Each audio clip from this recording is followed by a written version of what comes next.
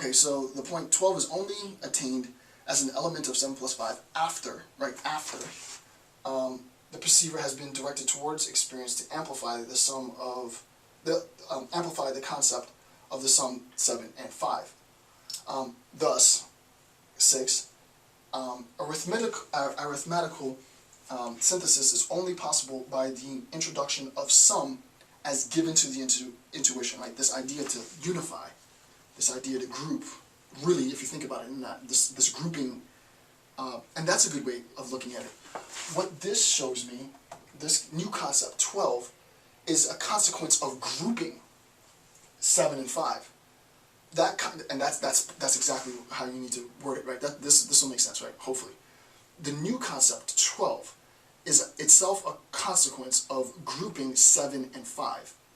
That idea of grouping or synthesizing, summating 7 and 5 isn't itself within the content of 7 or 5.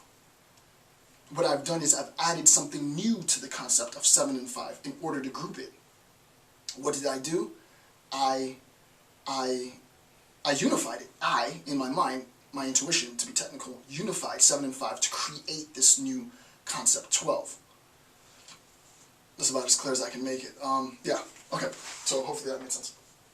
Okay, and then he says even with you know, a tautology, A equals A, or the sum of its parts are greater than, the sum of the whole is greater than its parts, all of these are themselves presented to our intuition. So the claim that Kant is making, which is pretty radical for its time, and it still is pretty radical, the claim that he's making is that mathematical propositions are presented to our intuition, right? Mathematical propositions for Kant are presented to our intuition. Prior to Kant, people wouldn't have said that, right? And I don't know like the history of math, but I can at least say within the tradition of philosophy. I don't know if people said it in sort of mathematical history proper.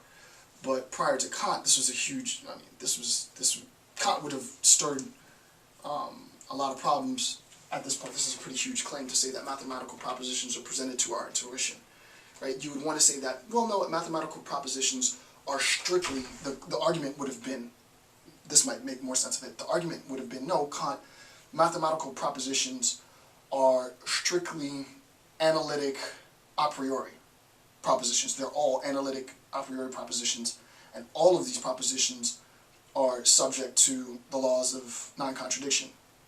And that's precisely what Hume says, right? So the distinction between Hume and Kant, Hume believed that pure... Wait, that's... Hold on a second, this is my wife. No, I'm shooting a video, I'll call you back. Alright, bye. Hume would say that pure mathematics depends on the principles of contradiction alone, right? What's the importance of that claim? The importance of that claim is to say that when we're talking about mathematical propositions prior to Kant, within the tradition of philosophy only, the claim would have been that mathematical propositions are a priori. There wouldn't be any disagreement here, but there would be disagreement here. The claim would be that they're analytic a priori. The fact that they're analytic means that the proposition is itself subject entirely to, all mathematical propositions as such are subject to the laws of non-contradiction. It's not that Kant is saying that that's false. Kant agrees that the truths of mathematical propositions are subject to the laws of non-contradiction. However, what he says is there was something that you guys were overlooking, because arriving at this amplitive concept, to be technical, is itself not contained within our initial concept. The example of 7 plus 5 is a perfect example, right? The number 12 is itself not represented in 7 plus 5.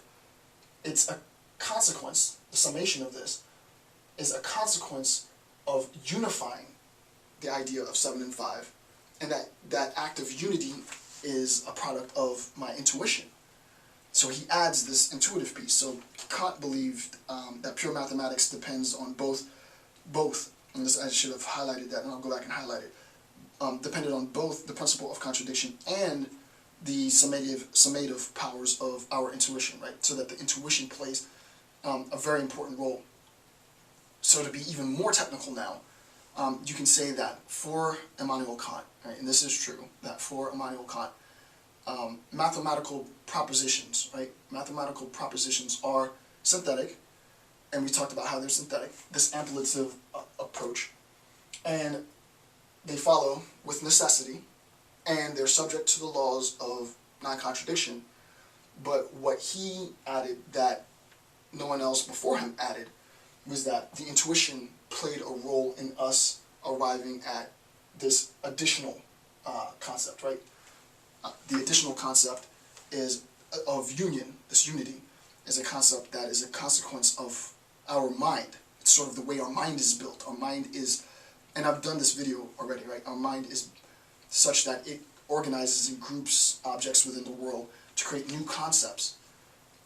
That summative power, that unifying power, is not and can never be found in the initial concept of 7 plus 5. This is a product of my mind, my intuition specifically, which is something that Hume would not have said. That should be clear. Now what we recognize, and it's sort of important to see the transition here because it's not necessarily apparent, is Kant is going to have to make actually he's going to have to make two accounts of sort of the implications of this. The first implication that you have from this claim, right, is, well, is it, it would be fair to ask, well, is it the case then, Kant, that you're saying that the truth of this new concept, 12, is contingent on each individual perceiver's intuition?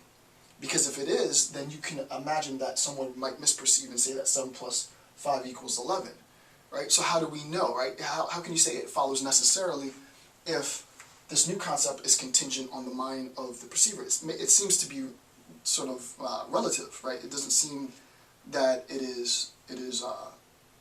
holds true. Kant doesn't address this hypothetical sort of objection in this section, but I'm going to address it just so that it's clear.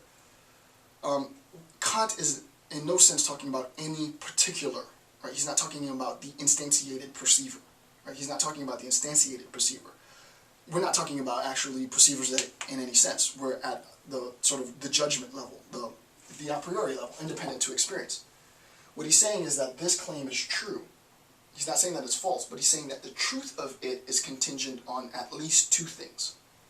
It's contingent on a recognition that the initial concept is amplified by the secondary concept, right? The initial concept, the secondary concept. The secondary concept amplifies my understanding of the initial concept, but the secondary concept is a consequence of a union not found in the initial concept. This union that's not found in the initial concept is itself a consequence of intuition. And then obviously what you could say is, well, you know, the person who says that 7 plus 5 equals 11 has intuited the initial concept incorrectly. But he's not trying to instantiate it, you know, in any individual. All that he's saying is that this act of union, this act of summation, is itself not found in the initial concept. It's something that we bring to the problem. That's sort of what he's really trying to say in this section. Okay.